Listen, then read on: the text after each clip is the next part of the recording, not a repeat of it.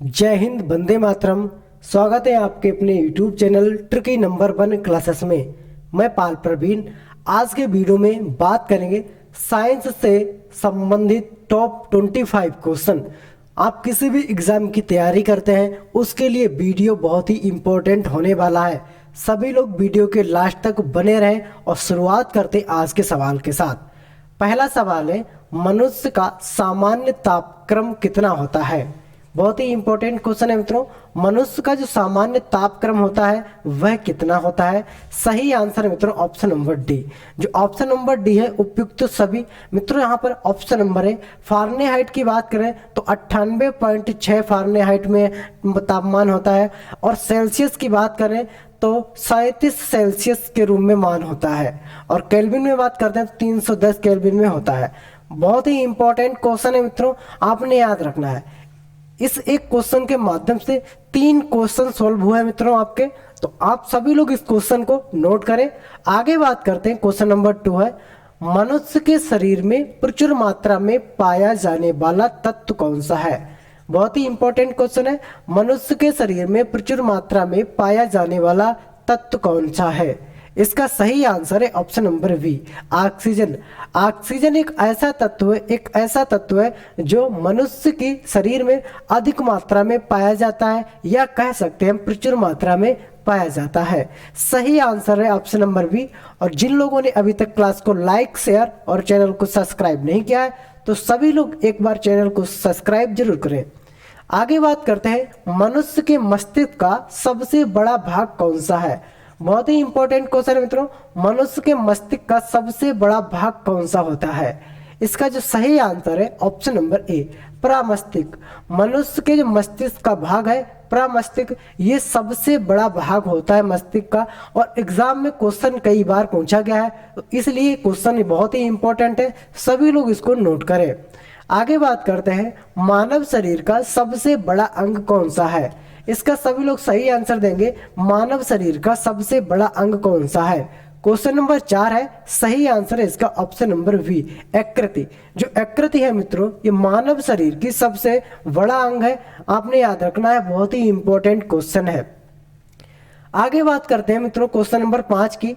मनुष्य के शरीर में टीबिया नामक हड्डी कहाँ पाई जाती है? बहुत ही इंपॉर्टेंट क्वेश्चन है। जो टीबिया नामक हड्डी है मित्रों, ये कहाँ पर पाई जाती है? सही आंसर है इसका ऑप्शन नंबर बी, टांग में। टांग में पाई जाती है टीबिया नामक हड्डी मित्रों। इसका सही आंसर है ऑप्शन नंबर बी, टांग में पाई जाती है टीबिया नामक हड्डी। और जिन लोगों ने क्लास को अभी तक शेयर नहीं किया है, चैनल को सब्सक्राइब नहीं किया है, तो सभी लोग एक बार शेयर करें।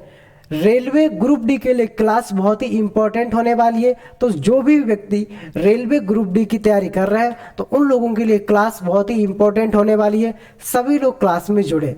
आगे बात करते हैं, मानव रक्त का पीएच कितना होता है? यानी जो मानव रक्त का पीएच मान होता है मित्रों, ये कितना होता है? बहुत ही इंपॉर्टेंट क्वेश्चन है और कई बार एग्जाम में पूछा गया है।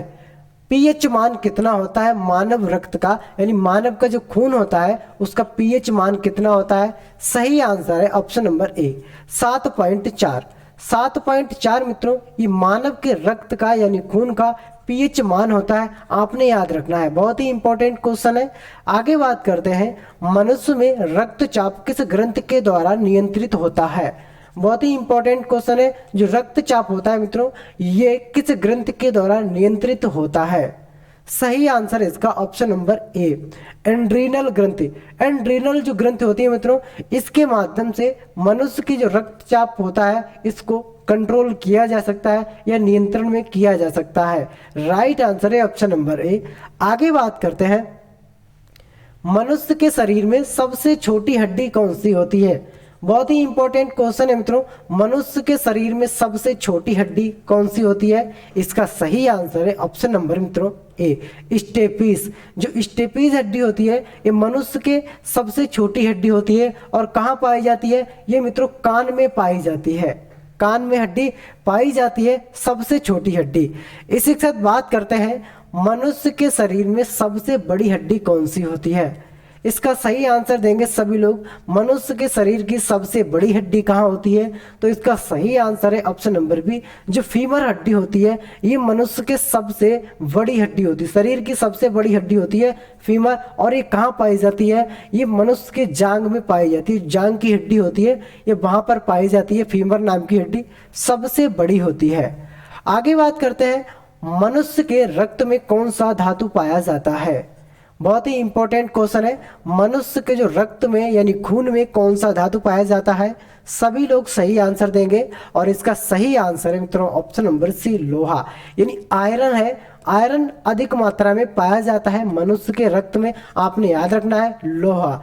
इसी के साथ बात करते हैं अगले प्रश्न की। अगला प्रश्न है, मानव शरीर में क्रोमोसोम की संख्या कितनी होती है? यानी जो गुणसूत्रों की संख्या होती है वह कितनी होती है मानव शरीर में?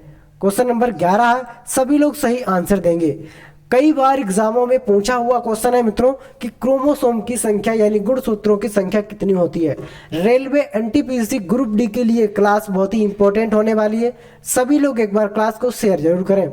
सही आंसर इसका ऑप्शन नंबर वी, 46। जो गुणसूत्रों की संख्या होती है वह कितनी होती है मित्रों? 46 आपने याद रखनी है। आगे बात करते हैं, मानव शरीर की सबसे बड़ी कोशिका का क्या नाम है? बहुत ही इंपॉर्टेंट क्वेश्चन है, मानव शरीर की सबसे बड़ी कोशिका का नाम क्या है? इसका सही आंसर मित्रों ऑप्शन नंबर बी, तंत्रिका कोशिका। जो तंत्रिका कोशिका होती है मित्रों ये मानव शरीर की सबसे बड़ी कोशिका होती है, आपने याद रखना है। इसी के साथ बात करते हैं अगली प्रश्न की। अगला प्रश्न है, मनुष्य के सामान्य रक्तचाप कितना होता है? यानी जो मनुष्य का सामान्य रक्तचाप होता है मित्रों वह कितना होता है? क्वेश्चन नंबर 13 है और इसका सही आंसर है 120 से 80 तक होता है। कितना? 120 से 80 तक होता है इसका सामान्य रक्तचाप मनुष्य के शरीर का। आगे बात करते हैं, मानव शरीर का रक्त बैंक किसे कहते हैं? बहुत ही इंपॉर्टेंट क्वेश्चन है, मानव शरीर का रक्त बैंक यानी ब्लड बैंक किसको कहा जाता है? बहुत ही इंपॉर्टेंट क्वेश्चन है, ब्लड बैंक। ब्लड बैंक किसको कहा जाता है?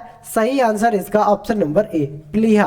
प्लीहा जो होता है मित्रों इसको रक्त बैंक यानी ब्लड बैंक के नाम से जाना जाता है। बहुत ही इंपॉर्टेंट क्वेश्चन है, आपने याद रखने हैं।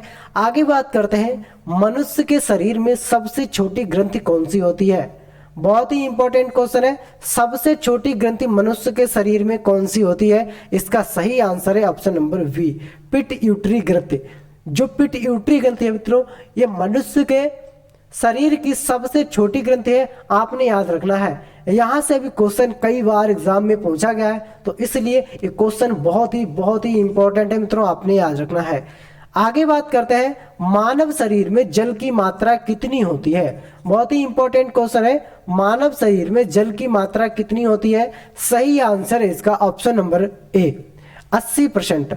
80% मानव शरीर में जल की मात्रा होती है, आपने याद रखना है। बहुत ही इंपॉर्टेंट प्रश्न है, कई बार एग्जाम में पूछा गया है कि मानव के शरीर में जल की मात्रा कितनी होती है? तो इसका सही आंसर है 80% जल की मात्रा होती है मानव शरीर में। मनुष्य के शरीर में पाचन मुख्यतः कहां पर होता है? बहुत ही इंपॉर्टेंट क्वेश्चन है, मनुष्य के शरीर में पाचन क्रिया यानी मुख्यतः पाचन क्रिया कहां पर होती है? इसका भी सही आंसर मित्रों ऑप्शन नंबर वी, छोटी आंत में। जो पाचन की क्रिया होती है वह छोटी आंत में मित्रों होती है। सही आंसर है ऑप्शन नंबर बी। आगे बात करते हैं, मनुष्य के शरीर में पित्त कहाँ उत्पन्न होता है? बहुत ही इंपॉर्टेंट क्वेश्चन है, मनुष्य के शरीर में पित्त कहाँ पर, जो पित्त रस होता है मित्रों ये कहाँ पर उत्पन्न होता है? इसका सही आंसर है ऑप्शन नंबर सी, यकृत में। यकृत में मनुष्य के जो यकृत होती है यकृत में पित्त रस उत्पन्न होता है। सही आंसर है ऑप्शन नंबर सी, यकृति। इसी के साथ बात करते हैं अगले प्रश्न की, मनुष्य में कौन सा रक्त सर्वदाता रुधिर वर्ग कहलाता है? बहुत ही इंपॉर्टेंट क्वेश्चन है, मनुष्य में कौन सा रक्त सर्वदाता रुधिर वर्ग कहलाता है? इसका सही आंसर है मित्रों ऑप्शन नंबर ए, जो ब्लड ग्रुप ओ होता है यह रक्त जो होता है सर्वदाता रुधिर कहलाता है। जिसका भी ब्लड ग्रुप ओ होता है किसी भी व्यक्ति को दान कर सकता है। आगे बात करते हैं, मनुष्य में कौन सा रक्त सर्वग्राही रक्त समूह कहलाता है? बहुत ही इंपॉर्टेंट क्वेश्चन है। सर्वग्राही रक्त समूह कौन सा कहलाता है? सही आंसर है ऑप्शन नंबर बी। जो ए बी ग्रुप का होता है मित्रों, ये सर्वग्राही रक्त समूह कहलाता है। बहुत ही इंपॉर्टेंट क्वेश्चन है, आपने याद रखना है।